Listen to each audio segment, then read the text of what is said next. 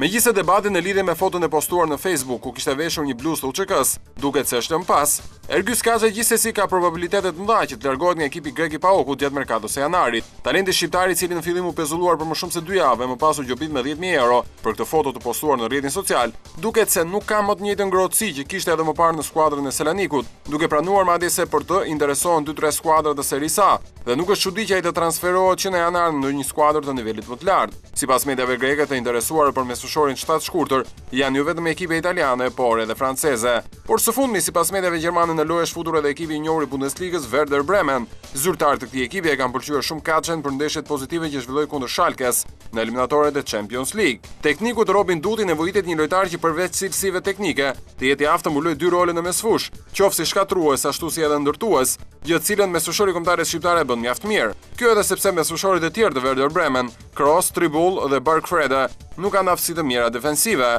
Mbetet për tu parë se sa do të ofrojë Werder Bremen për Kaçën, i cili i përfundon kontratën në vitin 2014 me PAOK-un, skuadër që ia vlerëson kartonin e tij 1 milion euro.